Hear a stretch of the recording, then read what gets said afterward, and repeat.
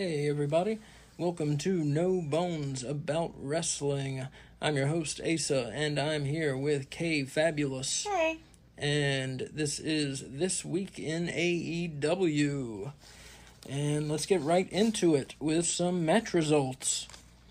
AEW Dynamite, September 6th, 2023. Indianapolis, Indiana. AEW International Champion Jon Moxley pinned A.R. Fox, one of the many title matches A.R. Fox has been given in the company. AEW TBS Champion Chris Statlander pinned Emi Sakura. Very short, very hard-hitting match. Le Sex Gods beat Aussie Open. That was the match of the night. In the Grand Slam World Title Shot quarterfinal, Roderick Strong, the best thing going in AEW, pinned Trent Beretta. In another Grand Slam World Title Shot quarterfinal, Darby Allin beat his friend Nick Wayne by submission. And in AEW Collision, on AEW Collision, September 9th, 2023. From Cleveland, Ohio. From Cleveland. AEW International Champion Jon Moxley beat Action Andretti in a good match. AEW TBS Champion Chris Statlander pinned Robin Renegade. In the match of the night, it was a trios match. Juice Robinson and the Guns of Bullet Club Gold beat Aerostar, Gravity, and Dios del Inframundo. Great team. Rey Fenix beat Angelico. And in the Grand Slam World Title Tournament semifinals, Roderick Strong beat Darby Allin in a great match, and Samoa Joe beat Penta El Zero Miedo. What was your match of the week? Match of the week, I probably got to go with Le Sex Gods over Aussie Open. That was great. That was a great match. Mm-hmm. Just wonderful moves, all four men. At the top of their game, and it's just a well wrestled match. Not for anything besides spots in the in the tag team ladder. Mm-hmm. But yeah, just a very good match. It's a shame that they basically broke up essentially the second the match was over. They didn't even get their hands raised together before they started fighting with each other. But did they break up, or were they just fighting?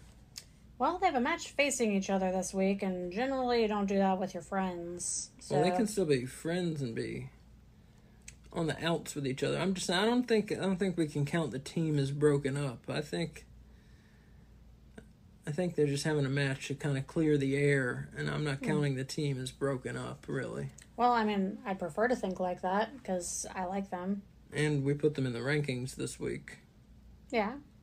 That's because it's this past week in AEW. It's not future weeks in AEW. And this week in AEW, they were a tag team. Mm-hmm. We're not predicting the future with our rankings. That's true. That'd be cool if we could. So let's talk some news items, I guess. Storylines next. Storylines next? Yeah, that's the order. Oh, okay. Matches, storylines. Well, one storyline they've got going is definitely Jon Moxley as the fightingest international champion since Orange Cassidy.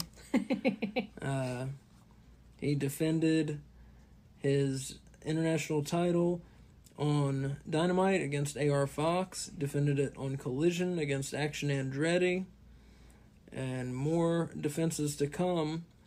And my idea that I've kept saying is for Jon Moxley to go on one of his many trips overseas to Japan, to go overseas and to lose it to someone over there, to where the title truly is international, and lose it to someone over there, and then to where AEW has to go and get it back. I think that would be cool. And where we send like a contingent of wrestlers.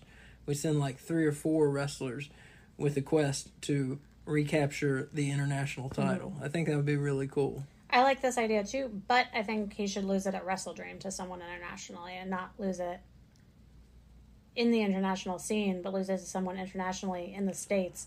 Then that person takes the belt to whatever country they're from. I guess that would work too.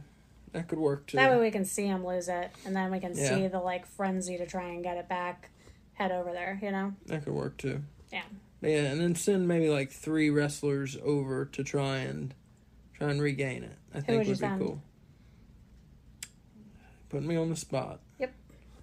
Jon Moxley, Rey Fenix. Roderick Strong can't travel because of that neck injury.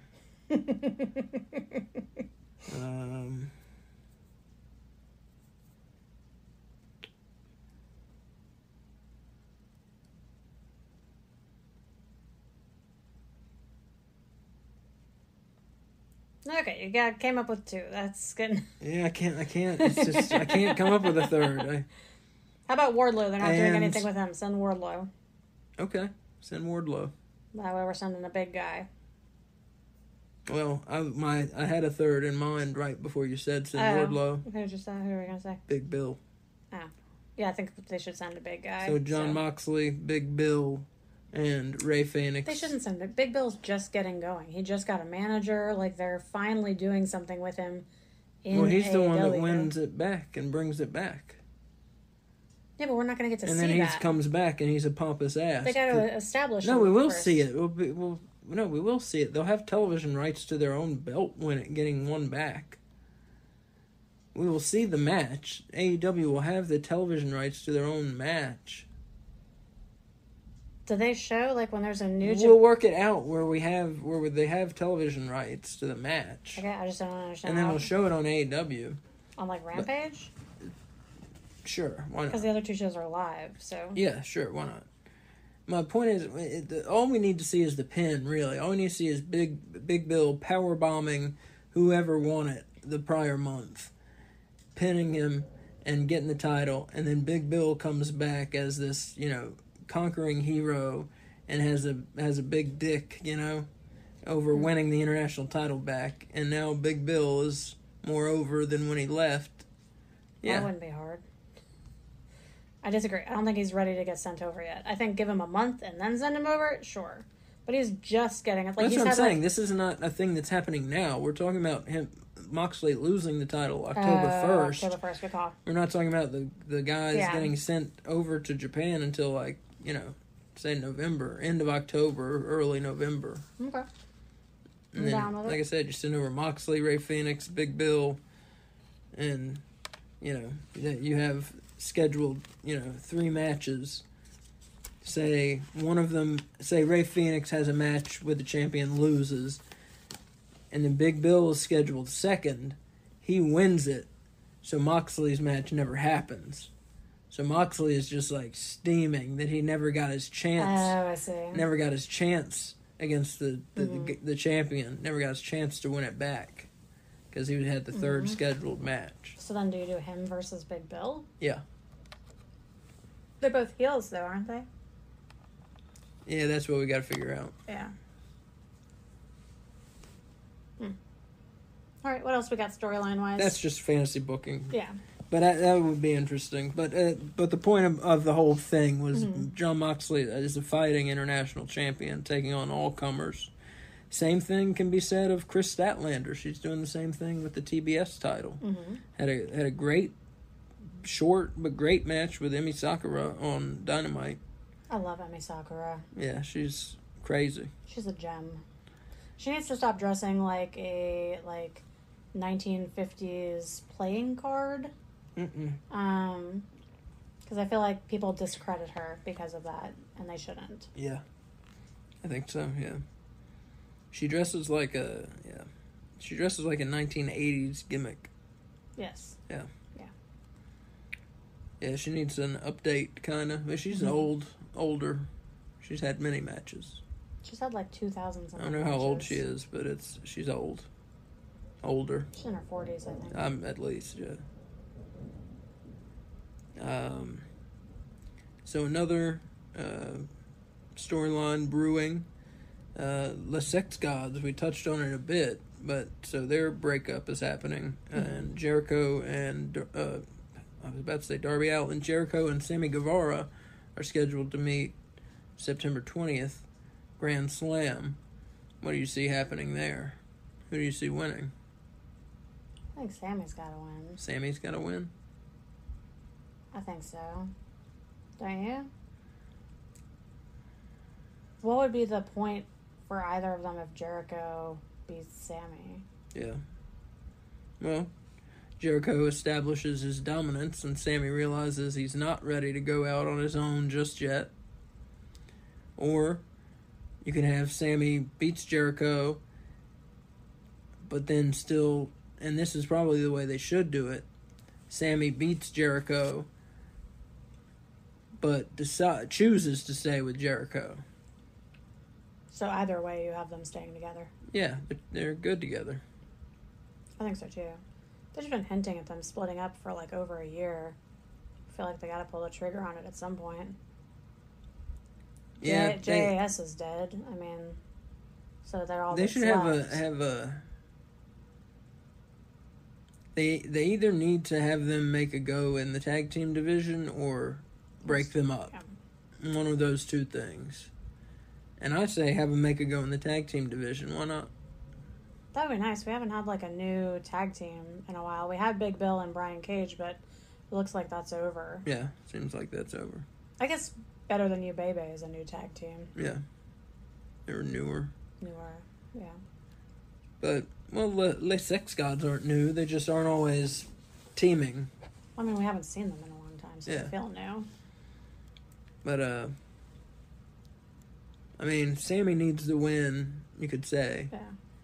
But we can't just beat Jericho like a drum either, you know? I mean, he's lost some higher profile matches here. He's lost to Action Andretti. You know, he had a big loss. That was a while ago. That was a while ago, but I feel like he's been losing a little too regularly. But I feel like that's part of his character's story right now. I feel like they're leading to a crisis of character with Jericho. Because he lost the JAS, he tried to join the Callis family, and that went horribly wrong. Yeah. He's been losing all his matches. Like, I feel like this is leading somewhere. So I feel like the losses are taking us to something. I hope so. Because otherwise they're just beating him for no reason. Yeah, exactly, yeah. You know, and you can overuse it. You know, I mean, he has a lot of cachet, but you can overuse it. Is that how you say that word? Yeah, you can say it different ways, but that's how you say it in that context, yes. The same thing as like your web browser cache? You say cachet? No, cachet is how you say it in that context. Oh, I see, okay. You say he has a lot of cachet. Oh, okay, I got you. Thank you. The more you know, you know? Yeah. No, if it's about someone's reputation, there's a lot of cachet. Cool. Learning something new. But yeah, it'll be interesting. It's key for Guevara and Jericho's characters, how they play this, you know? I mean, it really is, so... And it's a big show. They're not selling a ton of tickets for Grand Slam either. This is the one that's in It's New York, in Arthur right? Ashe in New York. Okay, and how many tickets have they sold? So as of this is from July. Oh, from July? Oh, never mind then. Well, we won't look at those figures. But I was looking at some figures the other day, and they've still got quite a few tickets out for September 20th, and the prices are ridiculous that I was looking at for the Grand Slam event. Oh, like the ticket prices? Yeah, the ticket prices are ridiculous. Well, it's New York, so everything's inflated. Yeah. Maybe this will be a good learning opportunity for them to not jack up the prices to their tickets. Hopefully. What got me on talking about that? Oh, talking about Jericho versus Sammy. Yeah, they're making that a big show. So speaking of the Grand Slam, another thing we've had building up to that is this Grand Slam tournament. Now, I want to talk about the Grand Slam tournament. So, it's come down to Roderick Strong and Samoa Joe. So, I have something to say about that. I have a lot to say about that. But before, let me ask you. Mm-hmm. You've watched... You've seen every match in the tournament. Yeah, of course. Are these names in the tournament, are these the names that you think deserve to be in the tournament for a world title shot? No. No. Roderick Strong, Trent Beretta, Darby Allin, Nick Wayne, where am I? Samoa Joe. Samoa Joe, Penta El Zero Miedo, Jeff Hardy, and I forget number 8. I don't have. Was Ray Phoenix in it? No, I don't think so. Who did Roderick Strong just beat? Well, he beat Trent Beretta in the quarters. He beat Darby Allin in the semis. Okay. So 7 and somebody else we're forgetting. So, but some of these names like Trent Beretta. No. He can be in that picture, sure. He can be in the world title picture? That's the first name you bring up? Nick Wayne is in this tournament. He's been in the company for like a month. Where is Swerve Well, I was just Strickland? going in the order of on my paper. Okay, but no, we need to go in order of the most egregious. And Nick Wayne is the most egregious person in this tournament. Well, forget about Swerve Strickland. Where's fucking John Moxley? He's already got a belt. Where's Kenny Omega? Yeah, no, exactly. Where's John Moxley? Where's Kenny Omega? Where's Bryan Danielson, who just returned? Bryan Danielson, exactly. Yeah, where are the stars in this tournament? And why is it? Well, I'm not, and I won't say why is it because I know why. I think I know why. You know, every time they do one of these tournaments, it's this way where it's mid-carders, isn't it? We don't get tournaments full of the stars. No. Because they don't want to beat anybody. They don't want the stars to beat anybody? They don't want their stars to lose. They don't ever want their stars to lose. I thought it was to give opportunities to the mid-carders. No, I think it's because they don't want their stars to lose ever on TV. I feel like it's because the stars are already so good, they get opportunities just because they want them. They don't need to be in a tournament to get to an opportunity. But the stars don't get opportunities. Like, who was your example for who should be in the world title? When's the last time Kenny Omega got a goddamn world title match? He has other stuff going on. They've been occupied, you know? But I'm saying here, when's the last time Kenny Omega got a world title opportunity? But Trent Beretta's in the fucking number 1 contender tournament? Trent Beretta is good and does not get enough respect. He doesn't belong in this tournament. Doesn't belong to within an inch of this tournament. I disagree. No, what? Trent Beretta or Beretta. Nick Wayne doesn't belong near this fucking tournament. Yeah, no. Nick Wayne shouldn't be able to tie the shoes of the people in this tournament. He's not there. Neither yet. should Trent Beretta. He's a very good wrestler, Trent Beretta. Don't get me wrong. In contention for a world title, not even motherfucking close. Who else was in this fucking thing? Jeff Hardy. Who else was in this? Jeff Hardy right now? No, not even close. Mm-hmm. No. He hasn't had enough matches or wins to be anywhere close. You know, it should be the people who have been there for this company. Like I said, Moxley, Danielson, Jericho. Mm-hmm. Motherfucking Chris Jericho's in your company. Why isn't he in this tournament? Mm-hmm. Or even Sammy Guevara could be there, but instead we got Trent Beretta, Nick Wayne. Mm-hmm. You know, Penta, who's is great. Don't get me wrong. Penta doesn't need to be in the number 1 contender tournament. He absolutely. Penta doesn't need to be in the number 1 contender tournament. He needs to be in the tag matches. Who is Penta beat? Who is Penta beat? Who hasn't Penta beat? You see my point. You see my point now. Yeah. You see my point now. We could have Omega, Danielson, Moxley, Omega just lost Jericho. Takeshita okay, there's a name that could be in it. Takeshita. Yeah. We could have these names I'm naming, but instead we get Beretta, Nick Wayne, Darby Allin, etc. I feel like, but they don't. Samoa Joe belongs in it. Okay, Roderick Strong, he belongs in it.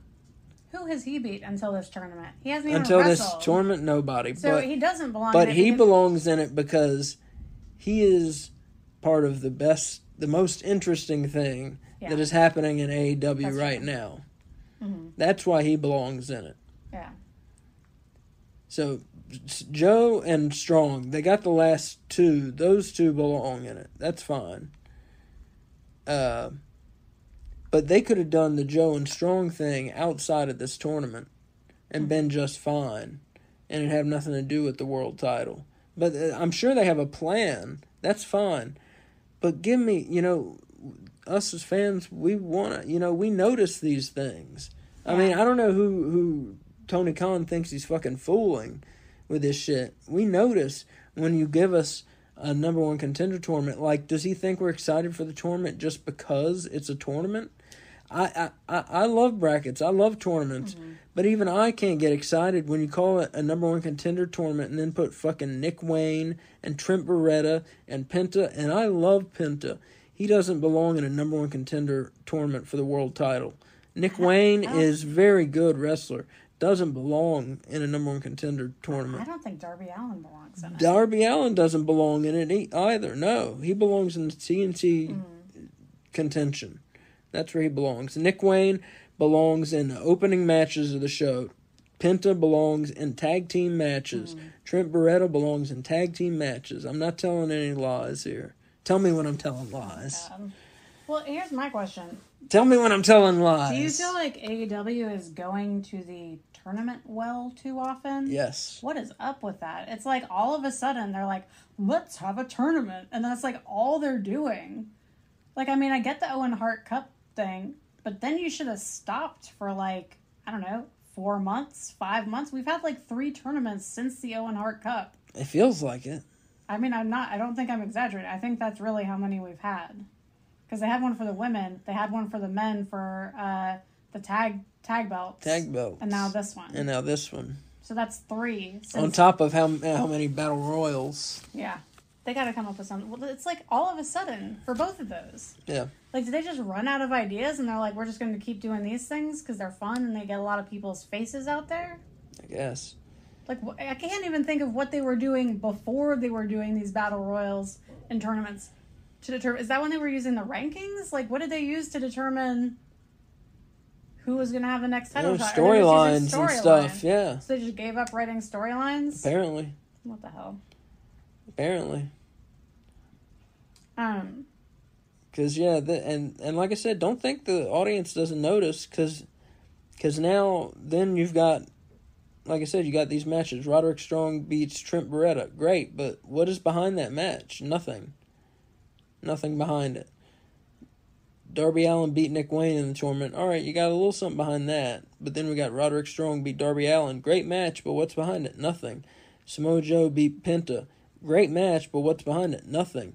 It's nice to have something, even in the tournament, it's nice to have some context to the matches, not just wrestler A versus wrestler B. Yeah. This isn't just Tony Khan. And look, Tony Khan, I think he's a very good booker. I'm not one of those who runs him down all the time and acts like he doesn't know what he's doing. I'm sure it's much harder than any of us know. But this isn't just playing with your action figures, Tony. These are real people, and we need to have some emotion involved behind these matchups. It's not just as simple as put good wrestler A versus good wrestler B, and it all will work out great. After a while, that gets old. We need something more. That's why you have the storylines. That's why we have emotions in with the wrestling. That's why we have stories in with the wrestling. Otherwise it would just be match all night.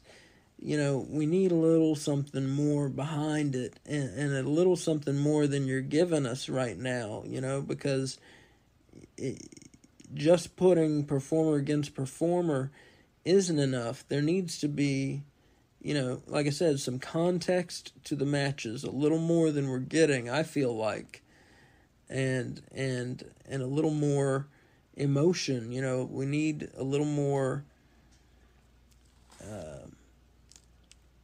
driving force behind these competitors. But he's trying to use so many people that we don't get what's driving them. We don't get to understand what's driving most of these men and women he's using, because he's trying to use so many, because he signed so goddamn many people, that we don't get a chance to know most of them. So we don't know what's driving them. So when they get in conflicts with other people, we don't get the context, because we don't know the characters well enough. And he's got this circle he's just running around where he's constantly trying to use everybody on TV. And it's I mean, am I wrong here? Yes. What? Yeah. Yeah, okay. So you're partially wrong. I was waiting for you to finish so that I could say this. So I disagree that we need stories to care about matches. I think that if you do have two good wrestlers that are on the same level, that sometimes that's enough. I'm okay. Like, I like Ring of Honor where it's like match, because everyone is there for a clear purpose. Like, they're going after the belt. Everyone is trying to wrangle for positioning. There is logic behind the matches, and that's what AEW is missing. It's not just missing story or context, it's missing logic. Mm-hmm. Like, how did Jeff Hardy, who's been only in the title scene, or only in the tag team scene, and has been currently feuding with Jeff Jarrett and Jay Lethal, how did he jump to a match against, who is it, Samoa Joe? Yeah. In this tournament. Like, world title, number one contender. What logic yeah. puts a tag team wrestler, a mid-card tag team wrestler, in world contention tournament status? Like, I don't care about the story. I care about logic. And this is illogical. Like, as long as what you're doing makes sense, there doesn't have to be a big story behind it. Because the logic will give you context without having to tell a story. You know, like, it would make sense for Kenny Omega to have a match with someone on the level of, like, Adam Page or Claudio Castagnoli without much of a story or an explanation, because they're on the same level. But throwing a bunch of random guys from all over the card into a world title picture tournament doesn't make any sense. And without any story behind it, it's even more confusing. So I think you can skip the story if your matchups are logical, and these are not. Yeah, I agree. I hear what you're saying. I tell you a way just to start that this tournament would have been better. This number one contender for the Grand Slam tournament would have been better. Take out all the other names and just start with, this is just a... What? Just start with these names: Jon Moxley, Christian Cage, Chris Jericho, Kenny Omega, Konosuke Takeshita, and then you can still put in Roderick Strong and Samoa Joe. Mm-hmm. And then you can still do whatever else you want to do. Doesn't that sound like a much better tournament? Well, yeah. It sounds like there's fucking stakes on the line. Mm-hmm. And at some point you're going to see some big-time matchups. And you can still do Strong and Joe in the final if you want. Or you could have done it totally outside of the tournament if you want to do Strong and Joe. I disagree about Christian and about Jon Moxley. They both already have titles. They don't need to be in a tournament. Well, they don't have to win the I know tournament. that, but I don't think they should be in it. I think they should be focusing on defending their titles. I don't think they should be worried. Well, that's why you have them lose in the tournament. That's what I'm saying. You can't be afraid to have people lose. No, I'm not saying they shouldn't be in it and lose or win. I'm saying they shouldn't be in it. We're just talking one match. Have them in the tournament so that it lends the tournament, value. And they lose their match. I just feel like there are other wrestlers you could put that would add value that don't have belts already. Well, Christian doesn't technically have a belt. He pretends to have a belt that counts. But Moxley does, and that would be great. You put him with the international title in this and actually have him lose a match to, like, Takeshita or Jericho or Omega. Just a non-title match? A non-title match, yeah. And have him actually take a loss. I don't care for that. Yeah. No, I just don't like the idea of him being in And the Christian tournament. actually takes a goddamn loss. You know? And who do you have in the finals? You know, Takeshita. Who's the world champion? MJF. So we have a heel. Yeah, Takeshita. Mm-hmm. We have Takeshita and say, either Roderick Strong. And say Moxley or Omega in the finals. No, I want Roderick Strong for the story. Roderick Strong. I never and care Takeshita. about the story, and I care about this story. Well, I want to talk about that in a minute. Okay. Well, whoever MJF and Takeshita do that for the championship. Roderick Strong. Roderick Strong for the championship.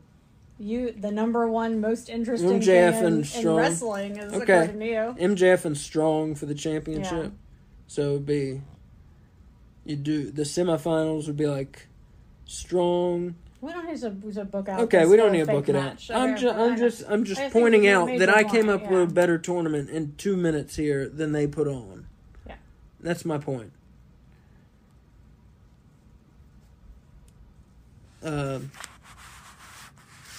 So, Roderick Strong. Let's talk about this. Roderick Strong is the best thing going in AEW. I don't even know how to start talking about this. Let's start with the pictures that they put up. I need to restate what you just said in a different way. What? Roderick Strong is the best thing they have going in AEW?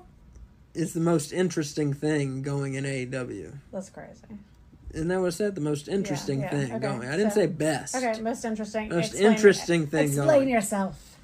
Well, so one, just the pictures, the graphics that they use are awesome. Whoever's taking these pictures, whoever's idea was, give them a fucking raise. Whoever got him those glasses. Give them a raise. And whoever's been putting them on his face crooked consistently. He's got these giant glasses. They're like Ryan Reynolds glasses. Yeah, and his neck brace, and like in the pictures, he's pulling at the brace. Yeah, oh, it's good. Like it's too tight on him. And oh my god, it's so good. These pictures are so good. I love that they're taking the neck brace off of him for his matches, and then as soon as it's over, putting it back on. It's like Elvis's cape. Oh, it's so as good. Soon as, or James Brown's cape. As soon as he's done, it put it right back on him. Yeah. It's his neck brace. As soon as he's done, he's calling for it. Oh, my neck, my neck, my neck. Put it back on me. And they rush to him. Matt Taven rushes to him to put it right back on him. But yeah, so first off, these pictures in the matchup screens are just gold. And then they're doing these, these segments of a sit-down interview. Is it clear who did the interview with him? It's not clear, but there's somebody. It's like an armchair. It's like not like the normal like folding chair. It's an armchair. Like a cushy armchair. He's sitting in a cushy armchair with his legs splayed open. Out open wide like a weirdo, and it's shot like up angle, and then with the Kingdom just standing behind him like they're the bodyguards of the Emperor in Star Wars. Waiting on his every beck and call. And then he's talking about how he had this terrible childhood of his father's a pillhead and his mom's an alcoholic. Meanwhile, they're showing these pictures of everyone smiling and having the best time of their life and these birthday parties and trips to Chuck E. Cheese and whatever, and everybody's smiling and they're just like picture perfect childhood while he's telling these terrible stories that don't match the pictures. Oh my god, they could go on with this, and so they could go on with this. It's in so many ways, and what killed me the other night was they asked him about Adam Cole, and he was just like, I just want my friend back. Yeah. He's like, I don't know what's going on with him. I just want my friend back. Man, this guy is gold, and he is playing this part just chef's kiss, as they say. So what do you do with this tournament? Do you let Roderick Strong beat Samoa Joe? You let Roderick Strong beat Samoa Joe, yes. There's no way they're doing that. I think he's going to beat him, yeah. Do you think Roderick Strong's going to beat Samoa Joe? Somehow, some crooked way. Roderick Strong's got his 2 lackeys with him. Oh, that's true. But the only person I've seen beat Samoa Joe in the last, year has been CM Punk. And that's a big name. Roderick Strong's got his 2 lackeys with him. And, you've got this, friendship triangle going with Roderick Strong and Adam Cole and MJF. So, yeah, you do MJF versus Roderick Strong with Adam Cole watching on. Yes, definitely. But I feel like they've done you've more. You've got to. They've done more to build. I feel like Roderick's stuff hasn't been about MJF. It's been about Adam Cole.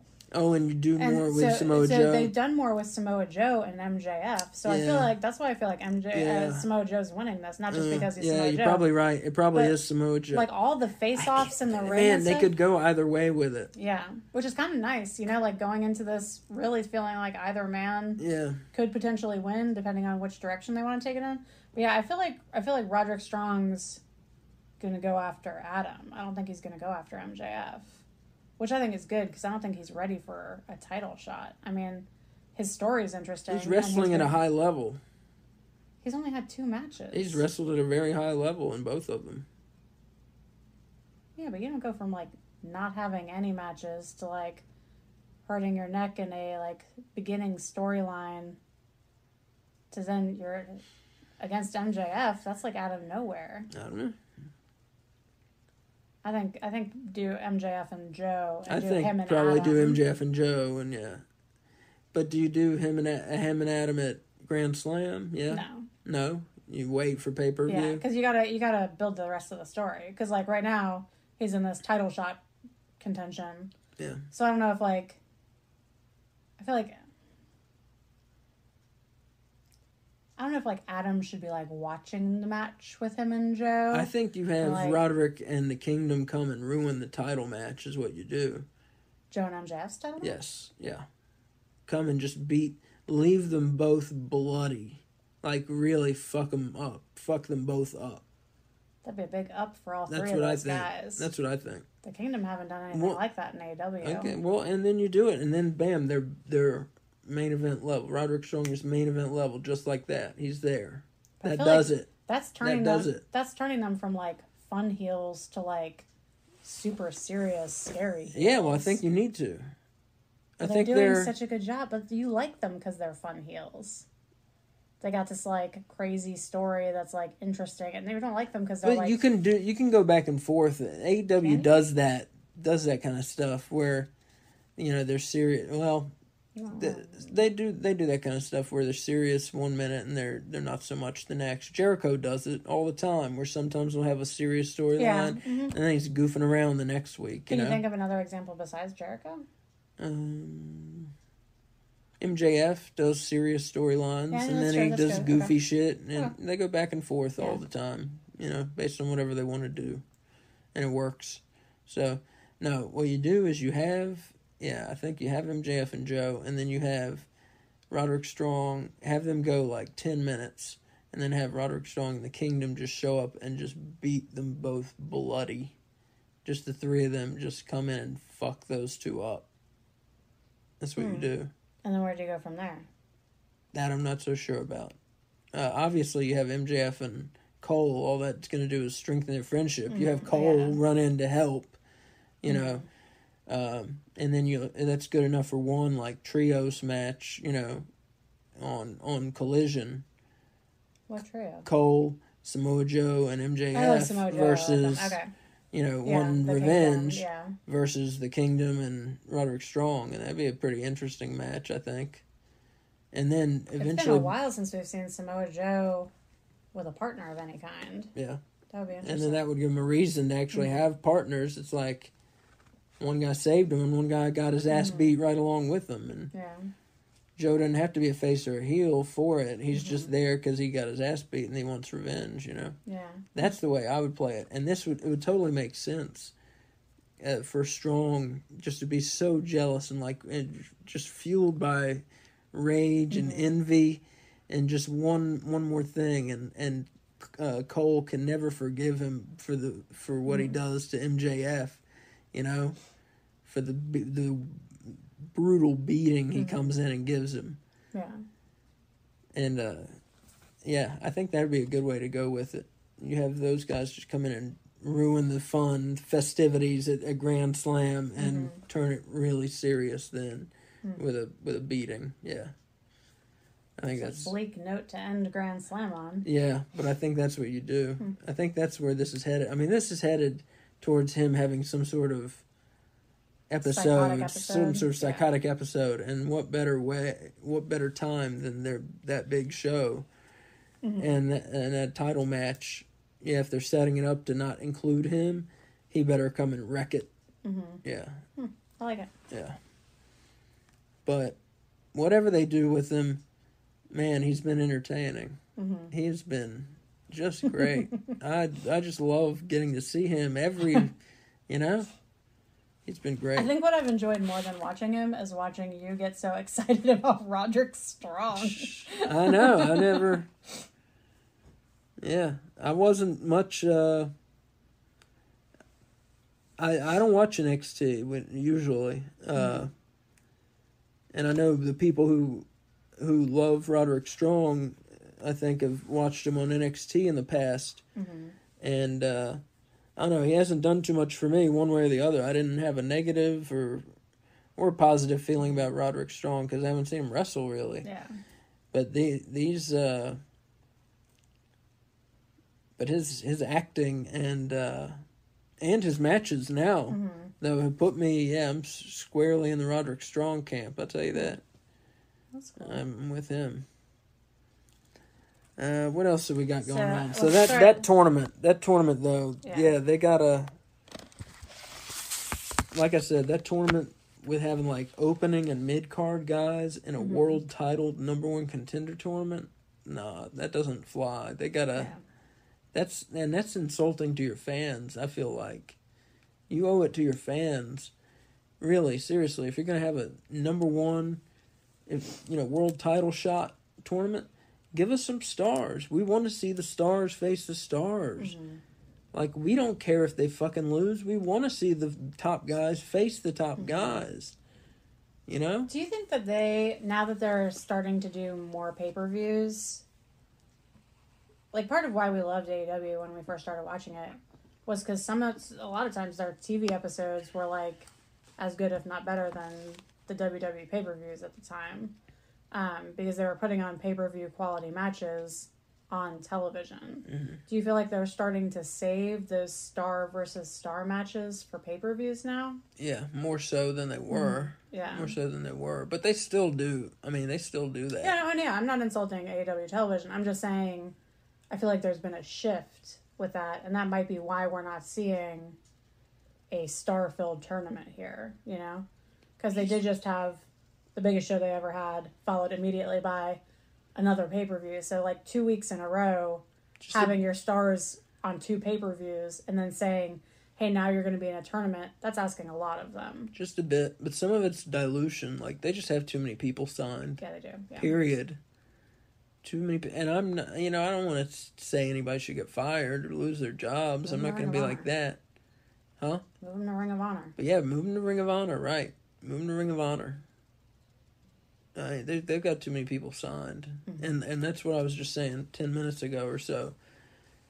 They've got too many people signed, and it makes it an impossible task. You can't get everybody on TV. We got to get to know the characters, and there's not time to get to know the characters, and you can't just throw people out once every 4 weeks and have us care about them. So he's got to figure out something. Yeah. And this shit with having all these quality people signed and having as many jobber matches as he does is unacceptable. Is unacceptable. Yeah, his booking, he's got to change some things. If he's going to, and I'm not just talking to suit my personal taste. If he's going to grow, there's some things he's got to change. Well, I feel like this is gonna sound mean, but I don't mean it to be mean. I feel like he's getting worse. Like, he's getting worse at booking the more he books. Like, how is that possible? I agree. Like, how do you do something counting Ring of Honor 4 times a week for 3 years, and you're worse now than you were when you started almost. It just doesn't make sense. No, it doesn't. No, it doesn't. Especially when you're getting feedback literally every time you do anything. You're getting feedback not only just numbers-wise from viewership and dollars, but also, I mean, take like 3 seconds on Twitter and everyone's telling you their opinion. Yeah. You know? So, I mean, there's no way he doesn't know that what he's doing isn't working. Yeah. So, like, True. why not shift and adjust? No, I I feel like maybe he needs different people advising him, or people advising him that he'll listen to. You know, I mean, he's spreading himself too thin, and it makes it feel like he's phoning in some of these decisions. Mm-hmm. Yeah. Which I don't think is his intention, and I don't think he realizes that that's what he's doing. Can I talk about something storyline-wise that I think is awesome that he's doing? Okay. Oh, Dark Order? Dark Order. Everybody do the hand symbol. Yeah, hands up. All right. So, my friends, the Dark Order, are recruiting again. They had a really awesome video promo on, was that Dynamite or Collision? I don't know, on one of those 2 shows, where it was like, almost like an infomercial for the Dark Order. It was delightful. And I am so excited that they're starting to recruit new members. My question to you,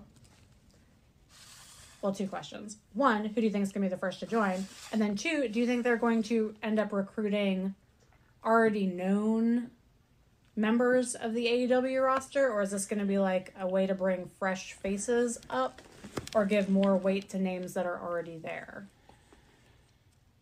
I think you got to turn at least one person who's already on the roster. Mm-hmm. I'm not giving any fresh faces because there's too many people in this promotion already. Yeah. So who do you put with them? Man, that's tough. Just going on somebody who's been active lately. Let me try and think. I will say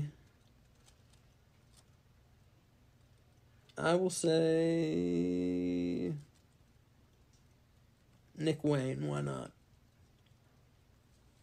That's terrible. That's Is terrible? it because he wears white and purple a lot? Is that why you're saying that? That might be part of it. Yeah, I think that's definitely part of it. No, it's part of it is just because he's a clean slate. He has nothing going on right now. His only gimmick is that he knows Darby Allin, and I think you need to separate, make him his own person, and so put him with the Dark Order, let him become his own person, and I think that's a good way to do it. Get him away from Darby Allin. He doesn't need to be Darby's friend. You know, he needs his... I mean, that's a good way to introduce him. That's fine, but let's... What about the storyline they're doing right now between him and AR Fox? I mean, that'll be fun, and but still... So you're going to turn him heel? Yes. Yeah. He's too young and cute to be a heel. Like, he looks like a child. No, we'll fix it. We'll fix it. You want to know who I think they should have join? I think he'd be a good heel, and you gotta have people test themselves, and yeah, but he's just so new. I don't know that you want to do that right away with his he could character. be a heel, you know. I bet his acting is terrible. He looks like his acting is terrible. That you may be right about. Yeah. Depending on his acting, Nick Wayne. That's my answer. Think about the scenes he's had with AR Fox, where he's like angry at AR Fox. Like, it looks like a high school play where people are like pretending to be angry. Yeah, you're right. It's not good. Yeah, It would right. not be a good heel move. You want to know what I think? All right, I'm withdrawing my suggestion of Nick Wayne. Do you want to hear my awesome tag team suggestion? Sure. Butcher and Blade.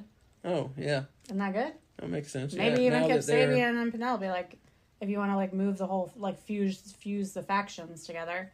But I think Butcher and Blade would be good. You know, they're dominant in the tag division at times. They're consistent. They're good. They're bad guys. They're big.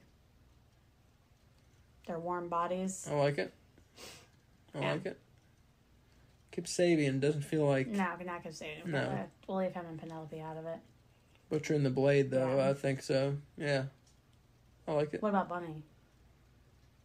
Yeah, I think so. She works, Butcher, Blade, and Bunny. Yeah. I think so. That's good. Thanks. I love the Dark Order. Yeah. Mm-hmm. Pretty good. They're mostly in Ring of Honor now, though, right? No, well, they were, but I think they're moving them back over to AEW, because I also think they're bringing the Righteous to AEW, because they've had a few promos here recently. I think they're bringing them to the trio scene in AEW. I hope so. Who's their third member? Stu Grayson. Oh, right. Yeah. What I would really like to see is the Righteous and Dark Order form one big cult together. Yeah. But in order to do that, the Righteous would have to eat the Dark Order. The Righteous Order? What did you say? Like, eat it. Like they would take over the Dark Order. And I don't think AEW is ever going to let the Dark Order go, because of Brody. Plus it sells merchandise, I feel like. Don't you think they sell merchandise? Oh, yeah, they definitely sell merchandise. But I think... I wonder. If you bring the Righteous up and had them become... I mean, they're a better cult, let's be honest. If you're comparing cults, Righteous way better than Dark Order. So I think you would just sell Righteous merchandise instead of Dark Order merchandise. But I don't think they're ever going to let that legacy go. So I feel like they wouldn't let the Righteous take over Dark Order, Yeah. Which is good, but is a shame. At the same time, I feel like they're limiting themselves story-wise. But either way, it's really exciting to see both Dark Order and Righteous promos on AEW television. Yeah. All right, let's talk news. News. I think we've talked story about as much as anyone wants to hear from us. Are you checking my news? Yeah, news. Okay, let me know if you can't read something. All right. Let's see. Collision ratings up this week, despite college football competition. Collision average 476,000 viewers, up 38. Up 0.6. No, that's probably a percent sign. Up 38% from last week? Yeah. Is that right? 38%. That's according to Wrestling Observer. God damn. Yeah. Well, that's pretty good. Well, last week was their lowest rating ever. Yeah, it was their lowest ever. Yeah. Wasn't hard to go up from there. Wow, I wonder what made such a big difference. That's a big... I feel like now that CM Punk is officially gone and people have realized and accepted that... I wonder what made... You think that's what made such a big difference? Yes. Really? I don't know, maybe there were crappy college football games on? Who knows? Well, because they said 90,000 people tuned out when CM Punk got fired. Mm-hmm. I think that's gut reaction, though. Oh my God, I'm done with this show. And then you got a week to think about it. Yeah. A week to watch WWE and be like, man, I miss AEW. So, 38%. Okay. Well, good for them. Mm-hmm. So, I'm, as, we're kind of journalists, kind of. We're content creators. We're content creators. I guess that's a better way to describe it. So, I try and stay objective, but we like AEW more than WWE, and so I'm cheering for them in the ratings war. Really, I just want to see both shows be good. Honestly, is what the only reason I say I'm cheering for them in the ratings war is I want them to catch up to WWE just so there's competition. I was gonna say, that's the only reason I care. You want to rating. There is no ratings war right now. No, there is no ratings war. I want a ratings war. Yeah. Because, even if you just think about WWE before AEW existed, right before they existed, and now, think about how much WWE has improved. Oh, yeah. Because of AEW being there. I feel like they've caused WWE to step up their game so much. Mm-hmm. But if AEW continued to grow and actually became competition, who knows what WWE would become, quality-wise. They can only keep improving, hopefully, guess we'll see. Yeah, we're not dissing WWE. We like both of them. We just both, I think, prefer AEW some. Yeah, we just prefer AEW and... Which there's nothing wrong with that. No. But yeah, my only... I'm just saying I would like there to be a ratings war because competition means there's good... more good wrestling, Yeah.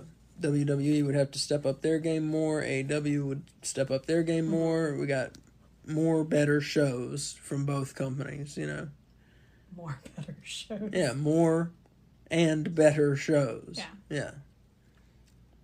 More better quality shows. Yeah, that's what I'm saying. Yeah. So talk about a Wrestle Dream. Oh my God. Can I tell this one? Yeah. Okay, so the match I've been begging for like the last 2 years is finally happening at Wrestle Dream on October 1st. It is Bryan Danielson versus New Japan's Zack Sabre Jr. And it is going to be the best match of the year. You're gonna stick to that? I'm like 98.7% sure. It's gonna be off the chain, yo. Yeah. Like I think that if anything is going to beat Ospreay and Omega from this year, it's going to be this match. I think you're right on that. Yeah. Because so far it's been Ospreay Omega. I think. Yeah, I think so too. I don't think anything's been close except for maybe Omega and Takeshita. It was very good. That was very good, yeah. Yeah, if you're not familiar with Zack Sabre Jr., I'm not sure if he's still the TV champion, but he was. Okay, yeah. So he's the New Japan Television Champion. He is in the argument for best technical wrestler in the world, as is Danielson. I would say they are the two top contenders for that title. Danielson definitely is in the U.S., I feel like. Oh, in the U.S. he is, yeah. But I'm saying, like, in the world. Yeah. And so getting to see these two guys, like, go at it and see who is really the best technical wrestler is just going to be so good. I'm so excited. It's very exciting. Yeah. It's very exciting. Plus, anytime we get to see Zack Sabre Jr. is exciting. Yeah, he's great. See him very often. He's fantastic. Awesome. Yeah. So it's believed, Danielson wasn't quite fully healed when he faced Ricky Starks. But he should be by the time he faces Sabre. One announcement Danielson did make this week is that he's winding down his career. He said after a year's time he's going to stop wrestling full time. He made that announcement. Oh, I missed that. Yeah, he said this is the last year. So we'll see. Most wrestlers don't stick to their words. Mm-hmm. We'll see if he does or not. But that's what he said. And then he'll step back some, and who knows what he'll do from there. I'm sure he'll be like a booker or road agent or something. He has, seems to have a very good mind for the business. I'm sure he'll do something in the business. Isn't Tony Khan's death plan that if he dies, Bryan Danielson takes over? That's what I've heard, yeah. So, he should start practicing. Yeah. If that's the case. Not that Tony Khan's a young man, but you never know, especially in the wrestling world. Jeez. On Collision, we had a big return. Jade Cargill rejoined AEW. Dressed kind of like... awesome. Yeah, pretty awesome. Kind of like Storm is what it made me think of. Well, that's her usual, mirrored block pattern. I liked it. It was cool. She normally wears that, but this was, it's normally, as her... I don't want to call it a bikini top, but her wrestling gear top. Mm-hmm. And except now it was extended down into a jumpsuit. It was very cool. Yeah. But she went right after Chris Stat, so I think she's going after her TBS title. I'd like to see her in the women's world picture, but I guess they're going with TBS instead. Yeah, I guess she wants her belt back. Well, she has only one loss. I forget how many wins. They were keeping track. 50-something. 50-something. And 55, I think. Yeah. And one loss. Mm-hmm. So it should be interesting seeing Cargill and Statlander. Mm-hmm. So she's still definitely a heel. at first she came out looking like she was going to be a face because she was saving Chris from the Renegades beating her down. Mm-hmm. But then slammed her. So Administered. And she's still with Smart Mark Sterling too. So Mm-hmm. Administered her own beatdown. Mm-hmm. We saw another return that we didn't mention, and I guess he wasn't gone as long as Jade Cargill was, but I forget the match it was during. But Andrade, we see him backstage watching, Mm-hmm. so it was very exciting to see his face again. Because after his feud with the House of Black, he disappeared. So, well, it wasn't even after his feud; it was during his feud with the House of Black. He disappeared. No, it was as soon as he got his mask back. Oh, I forgot he got his mask back. Okay, my fault. I forgot he got it back. Yeah. Mm-hmm. Andrade returned. He's always a welcome sight. You know, he's fantastic. I think very highly of Andrade. I'd love to see him. I don't know why he's around and he's not around and around and not around. I don't know what's going on with him in AEW. What the deal is. It just got announced yesterday that he is now going to be at WrestleCade. Oh, that's what it is. He was the person that they were announcing. That's cool. Yeah. WrestleCade is a wrestling convention. Thank you. Wrestling convention in Winston-Salem here. What else do we have here? Prince Nana signed a multi-year contract extension with AEW. Let's pause for a moment to allow everyone to do the Prince Nana dance in honor of that. So, looks like he'll be around to help out with the Mogul Embassy. Hoping they have some big plans for that stable, that faction. They haven't done a whole lot with them yet, but, you know, we'll see. Yeah. Swerve started a feud with, who was it? With Nick Wayne and Darby Allin. Didn't he start a feud with someone the other night? Nick Wayne. Hangman Adam Page.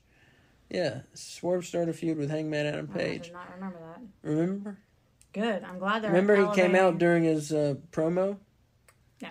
And he said, if I had all the opportunities you had, I'd I'd be the first black champion. Yeah, can I just say, let's make that man the first black champion. Like, get on it, AEW. Yeah. I love that they're putting him against Hangman because they're finally putting him on that level, you know, of like giving him an opponent that's in the world title scene, you know.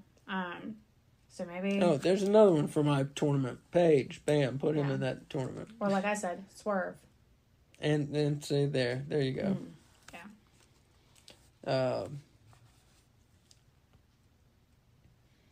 What was my point? Oh, the Mogul Embassy, yeah. So Swerve Strickland, Brian Cage, you know, had been on TV quite a bit and then kind of stopped. And we saw him beat up Hangman a little bit the other night, I think.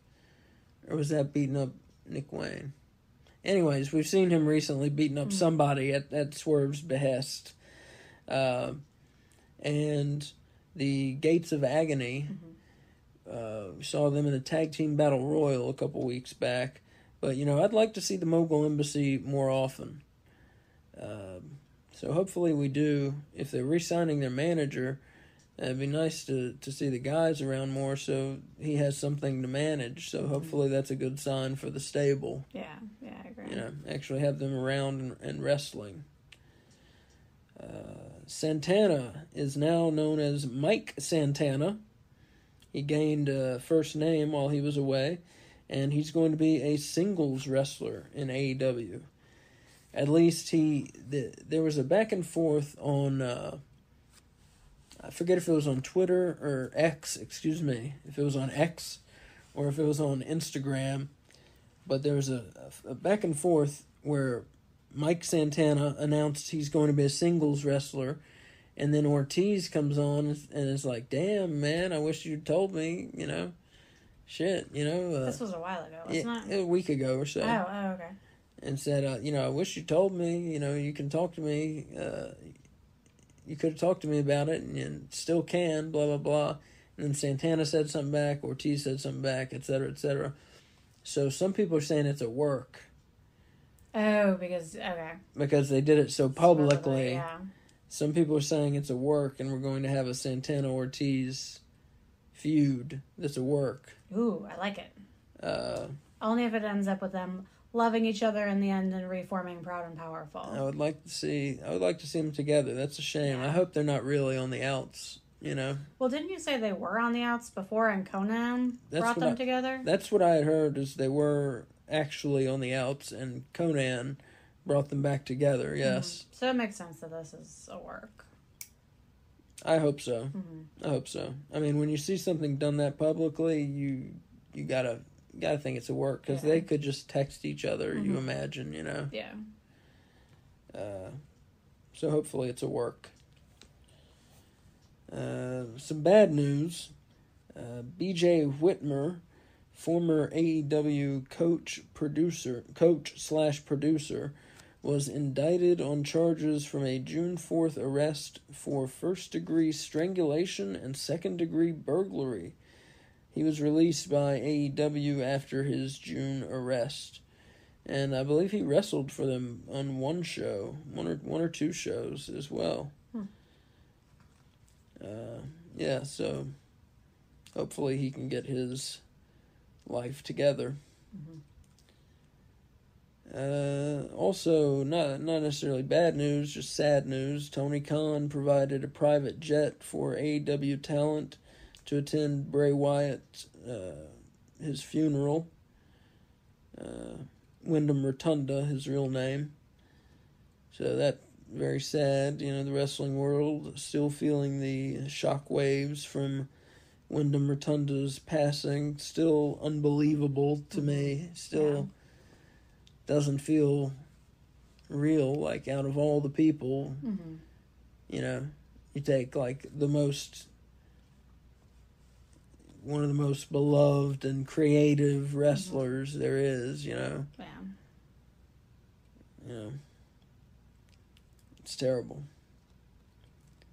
And his fiance just released something today online, a kind of a public goodbye to him. It was very heartbreaking. So if you want to go and read something super sad, you should go and read that. Her name, JoJo something or other. If you just search for that, you know, like JoJo Goodbye to Bray Wyatt, I'm sure you'll find it. It's very sad. Also, Ace Steel released from AEW. So we had to see this coming. Shortly after his boy CM Punk was fired from AEW, Ace Steel has also been shown the door. He was also involved in the Brawl Out, that fight at All Out last year. Was accused of biting someone. That's the story that went around the internet. And then he was brought back, and now is fired. So who knows if he'll find a new home. I'm sure he will. He's always been around the wrestling world as backstage. It feels like, so I'm sure he'll find work. All right, and now let's move on to our weekly rankings.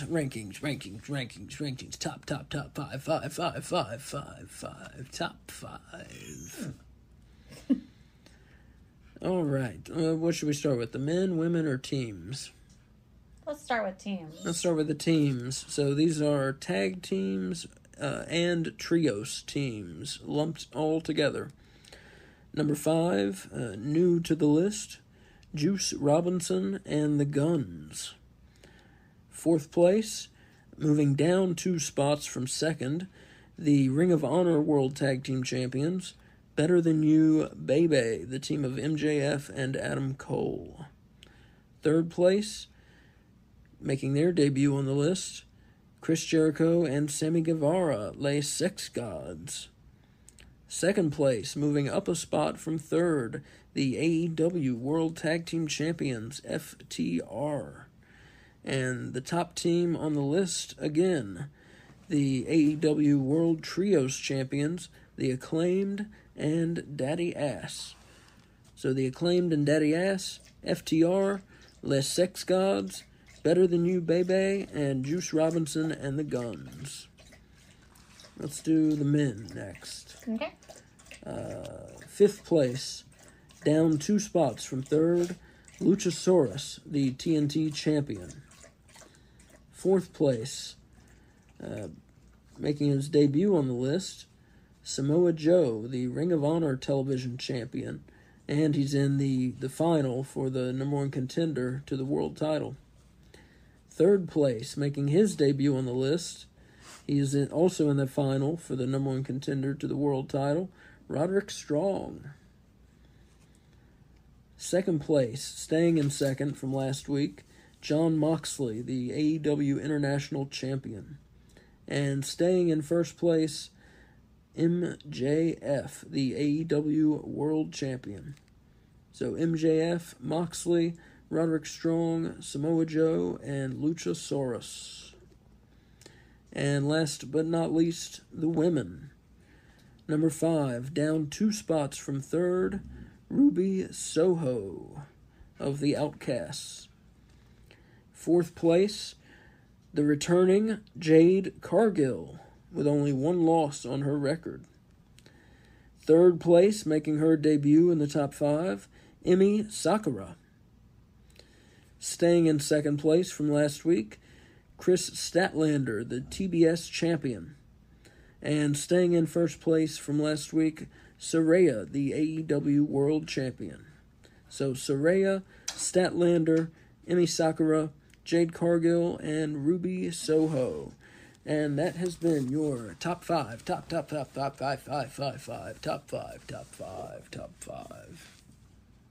That's been your top 5.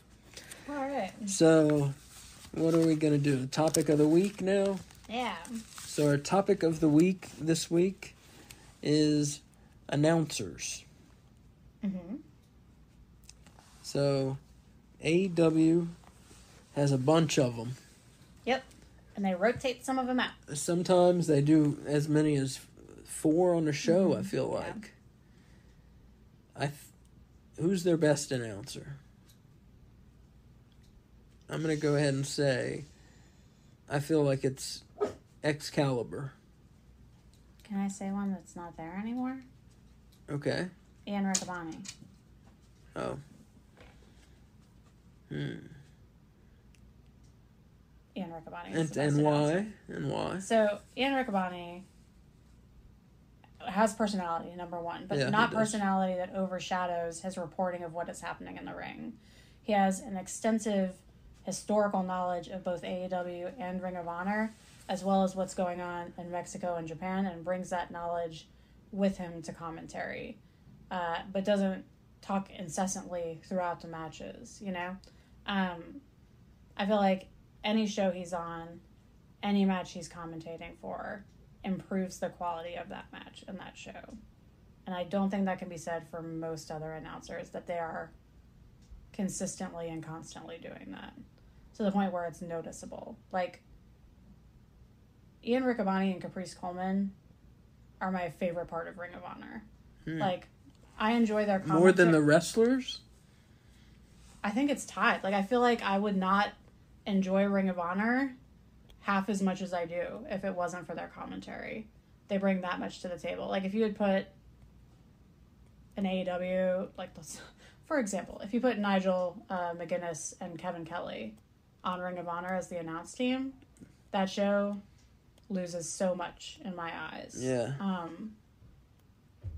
guess, I mean, it's maybe not 50%, but, like, they elevate the level of Ring of Honor and make the show so much more enjoyable and so much more watchable, you know? And, like, I care about what they have to say, to the point where I'm like, oh, I wonder what they're going to say about that, you know? And especially with, like, the history of Ring of Honor, like, bringing up, like, previous title reigns, former feuds, like, giving you that background knowledge that makes matches mean more.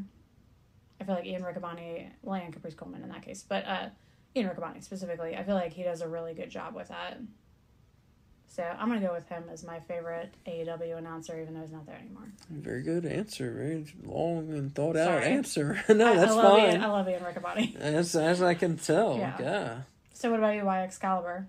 Excalibur, he knows all the moves. He knows all the move names. Mm-hmm. That helps if you're announcing the matches. Because some announcers don't. And, you know, he has a good voice. That makes a big difference also. Just the speed of his announcing. It's not too fast, not too slow. You know, the Goldilocks speed. No, I think just all around he does a good job of being relatable, but also kind of hyping the product like he should as an announcer, without being like just a total shill for the product. You know, he does a good middle ground of talking to you and talking at you, so to speak. But yeah, just he's able to keep up with the matches, and he's able to really report the so there's a really quick sequence with, you know, two really quick wrestlers. He's able to translate that sequence very well and tell you they did this move into this move and then that move. And he can tell you in a way where you can actually process it. Yeah. Thank you. Yes. Unlike what I was doing just then. Yes. Process it. Yeah. And that's a really valuable skill as an announcer. So yeah, and it's needed in AEW when you have people like Danielson or Penta or Rey Fenix or El Hijo del Vikingo and people breaking out all these crazy moves. Yeah. It's necessary in AEW when you have, and then especially when you have talent coming in for just one-offs, when you have people with move names that are new. You know, when you have someone with the knowledge that Excalibur does of the sport and of the competitors, it helps the presentation a lot when he's able to do that. And like I said, the knowledge he has of competitors, you know, he'll know people before they come and visit AEW when they have those visitors. He already knows their moves. So he doesn't have to, you know, learn someone new. He knows them already. He's just very knowledgeable. Yeah. And that comes across like immediately. And it's not always, you can be knowledgeable and be a terrible announcer like Mark Madden, WCW. People will know what I'm talking about. Mark Madden in WCW. There's an example. Very knowledgeable guy, terrible announcer. But it doesn't always translate. Yeah, that's why I like Excalibur. And then, you know, a poor announcer. Wait, before you do that, poor announcer, can I tell you my second favorite announcer? It's Caprice Coleman, isn't it? Well, no, I'm talking about AEW. Oh, okay. Taz. Okay, yeah. So can I tell you why? Yeah. So I feel like Taz, more so than any other former wrestler that's an announcer, brings his wrestling experience to his announcing. Like, he does a really great job of explaining why wrestlers are choosing to do what they're doing and like what they should maybe be doing instead, or what made them decide to like break a hold a certain way. Like, I feel like he gives you, more so than any other announcer, a glimpse into the mind of the wrestler you're watching. And I find that fascinating. He also doesn't, like, when someone messes up a move, he calls it like it is. So he's like, they didn't get any of that. You know, I mean, like, he's very honest. And I appreciate that because he recognizes they're all watching the same thing I'm watching. So if I see that move didn't land at all, they're going to know that move didn't land at all. So I'm not going to pretend like it did. And I feel like that's a fault of many announcers. Taz is not one of them. So I appreciate that. All right, who do you hate? Go for it. I was going to say, probably my second favorite announcer is probably Jericho. And that's just because he's funny. Yeah. But he also brings, those kind of comments. Yeah. But Taz is probably my third favorite announcer in AEW. I didn't sell you on Ian Riccaboni. I like Ian Riccaboni a lot. I think he's great. They have a lot of good announcers. They're blessed with good announcers. Yeah, poor WWE. Yeah. Ugh. Well, their guys might be good announcers, but they're just having to do a style that It's terrible. is terrible. I hate WWE announcing. Yeah. They make it about them and like their thoughts and opinions instead of the match a lot of the time. I don't care for that. Yeah. When they're like they're supporting their guy so much that becomes the story they're telling instead of like what's going on. Yeah. I don't care for that at all. Yeah, I hear you. All right, who do you hate? Go No, for I it. was talking about who I liked still. Oh, still, I'm sorry. Okay. Taz, Jericho. I like Ian Riccaboni. He's on Ring of Honor, so we're not really talking about him though. He was on Collision. He was on for several Collision weeks. for a while. We thought he was replacing Kevin Kelly, and we're He was overjoyed. much better than Kevin Kelly. Yeah. I also I had someone else I was gonna say. Damn it, and I forgot. Taz, Jericho. Damn it, I forgot who else I was gonna say. Well, who do I hate? Let me tell you. Kevin Kelly. Go ahead and take a seat, folks. On It's gonna be a Collision. while. No, it's not really. On Collision. His knowledge base is not there, I feel like. Man. His knowledge base doesn't include how to pronounce some of the wrestlers' names. Right. What? His voice is very thin and weak. He kind of sounds like this. And I'm Kevin Kelly, and I'm here, and it's Collision, and we're right here with AEW Collision. Ew, spread the word around the world. It's Collision.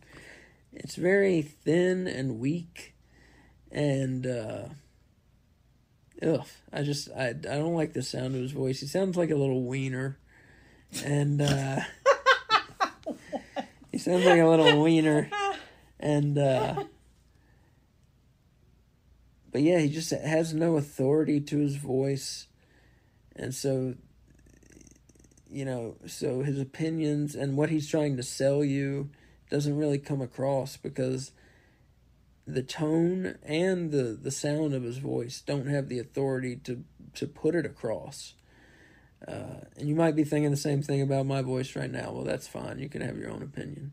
But I'm telling you, that's definitely true about his voice. That it doesn't have the authority to put things across. He's the worst of all the AEW announcers by far. And how he has a job that big, like, I don't get it. I really don't. Well, I mean, we thought that he was replaced. I thought he was replaced. I'm not sure why he was gone for those several weeks on Collision. But it was delayed. But I wish he'd stayed gone. Yeah. Because Ian Riccaboni was way better at his job than Kevin Kelly was, or is at his job. But yeah, and Kevin Kelly, he has that fake outrage, and he talks like this, and he says, "Why you never, and you stinking bad guy, and I just hate that, and I hate it, and I hate it, and I'm Kevin Kelly, and I hate it," and I fucking hate it when he sounds like that. And that fake outrage that he does, and it's just awful. Noticed that. Oh man, and he's so 1992, and I mean that in a bad way, not in a good way, because usually that would be a good thing, but that's a bad thing. Would it be? Yeah, 1992 was awesome. Oh, okay. But I mean that in a bad way. He's not good. He doesn't work with the product, and why he has the position, I'll never understand. And that's as much as I'm going to run him down, really. I don't feel like being too mean about the guy. That was not being too mean? Yeah. Oh, man. Okay. Yeah. Do you want me to really? Nope. That was not being too mean. But yeah, just Kevin Kelly, the announcing, I don't care for it. But yeah, in general, I think the AEW announcing is very well done. And they do a good job of getting across the product. I think it's one of the best parts of their promotion. And I think I think it's, quality-wise, I think it's probably the most steady, best part of their promotion, honestly. Even when the in-ring product, if you count out Kevin Kelly, if you discount Kevin Kelly now, it's the best part of their promotion. But you got to count him in, so it's not. Why did you sound so incredulous when I said that Ian Riccaboni and Caprice Coleman were one of the best parts of Ring of Honor? Well, no, I just said more than the wrestlers. Well, I mean, is that what you're saying about AEW? In a way. In a way. I'm just saying on a... The announcing is good even when the in-ring product sometimes may not be at its best. The announcing is still very good, except Kevin Kelly. Yeah. But yeah, Collision, they got to get somebody else in there, man. He just is not doing it. If you feel otherwise, please get at us in the comments, And we'll tell you how wrong you are. Let us know. And we'll tell you how wrong you are. Yeah, exactly. Kay, do you have anything else you'd like to add about the AEW announcing? I really enjoy when they have guest announcers on AEW and Ring of Honor. I'm going to group them together again because I want to talk about Maria Kanellis-Bennett. Because we're seeing the Kingdom on AEW now, so I count her as being part of that, even though she hasn't shown up. She is one of my favorites, added to the commentary during matches, non-wrestlers, or non-commentators. I think you were speaking too fast. Do you want to tell the listeners who you're talking about again? I'm sorry, yes. So I'm talking about Maria Kanellis-Bennett, who is the manager of the Kingdom. She has joined the commentary team on several Kingdom matches on Ring of Honor. And her character is so great, and it translates so well to her on commentary. She's just, vicious, and it's delightful. Yeah. Very biting. Yes, yeah. There was one episode where they had all of the Kingdom on the commentary, and, they ran out of headsets, and were, Matt Taven and, Bennett had to share a headset. And Mike Bennett, I'm sorry. And Matt Taven had to share a headset. It was very funny. Yeah, I enjoy the frequency with which AEW has guest commentators, and I feel like that stands them apart from WWE. WWE does it sometimes, but I feel like AEW does it better. No, they definitely do it better. Like Don Callis is frequently on there, and he's great. Adds another level to the match, another layer. That's a good point. Yeah, they bring out or Christian Cage when Luchasaurus has a match, or Jericho when Sammy Guevara has a match, or whatever. Yeah, they're very good at doing that. I'd like to see them on AEW do it with women. Because they never have, as far as I know. That's a very good point. Because Maria Kanellis-Bennett was on Ring of Honor. And so, I can't think of a woman they've had as a guest commentator.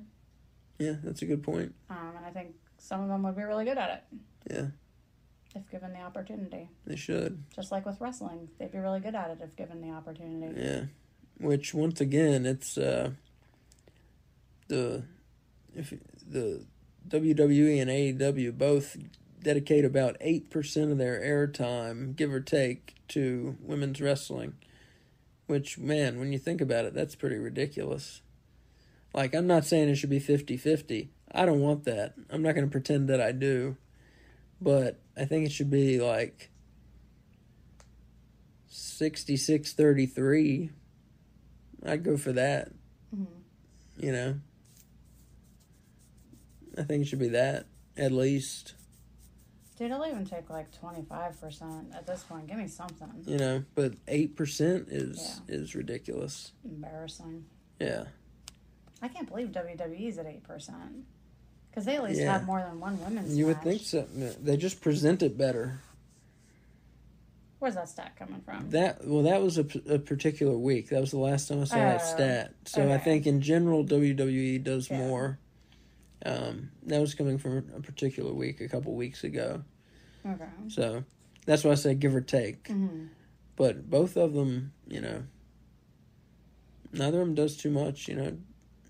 But I mean, that's another way you can give your women exposure. No, yeah, you're without definitely right. having to give them another match. Like if you're not willing to put on more than one women's match for some reason per show, and you're only doing one women's promo, at least put them on commentary or something. Like do something. Mm-hmm.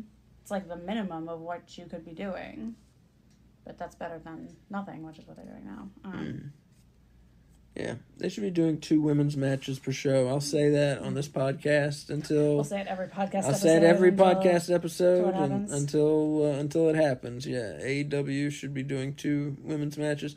WWE should be doing 2 women's matches per show. It's not asking a lot. Like, I can think of almost no episodes of WWE where they only had one women's match. Yeah. It's almost always 2. Well, they should always be doing 2 women's matches per show, at least. So, well, but yeah, with commentary, yeah, that's a good point. I had never thought of that, honestly. Mm-hmm. But yeah, that's an avenue that they haven't explored with their women as guest commentary, and I bet you they have done it sometime, but I can't think of the time. But I'm sure they have done it. I bet with Britt Baker, at least. Yeah. But I can't think of the time, so they haven't done it much, if at all. Recently. They haven't done it recently, for sure, yeah. So that is definitely something that they need to do. Yeah. That's a good point. Thanks. That's a good point. Well, let's leave it on that good point. Okay. So, folks, I want to make an announcement. This past week, we did our first Halloween Havoc watch-along. It was very spooky, but very fun. Don't get too scared. Don't get scared off. We watched Halloween Havoc 94, and fun was had by all. We wore costumes. We guided you through 1994 WCW show, so it was a pretty good show. Only 2 matches were not good, and 6 were pretty good. Main event was Hogan versus Flair in a retirement match in a steel cage with Mr. T as the goddamn ref. So there you go. That's a show. But we had our first one Saturday. We're having our next Halloween Havoc watch along on Saturday, September 23rd at 4:30 p.m. And so on Saturday the 23rd, just come to our YouTube channel, No Bones About Wrestling. Come at 4:30 and just hang out, and we'll be talking and chit-chatting until about 4:40, when we're all going to be on our Peacock accounts and or your Halloween Havoc 95 DVD or whatever, or your VHS, and you press play on Halloween Havoc 1995. We're watching the follow-up. The main event is Hulk Hogan putting the world title on the line against the Giant, probably better known now as the Big Show, Paul White. They have a wrestling match, and they also have a sumo monster truck battle. Now, let me explain to you what this is. They have a Hulk Hogan monster truck. They have a Giant monster truck. Hulk Hogan drives the monster truck. The Giant drives his monster truck. They have locked the grills together, and it's a sumo battle. So these cars are locked together, and they're just trying. They're in a circle on top of a building, and these cars are trying to push each other out of the circle, like in a sumo wrestling match, but with monster trucks. And that happens. And this was a real thing that happened on pay-per-view, and we're going to watch it. And there are a lot of good matches. It's a very good show. And again, September 23rd, 4:30 p.m. Come join us. It's going to be a good time. So next you will hear from us on Saturday with WWE Weekly. WWE Weekly is Saturdays. This Week in AEW is Tuesdays. Make sure you subscribe so you don't miss an episode of either one or any of our special shows. Right. And Follow us on YouTube. Subscribe there. We'll be doing more stuff on YouTube as well. No Bones About Wrestling is the account there, of course. And thanks for listening. And as Mick Foley would say, have a nice day. Bye.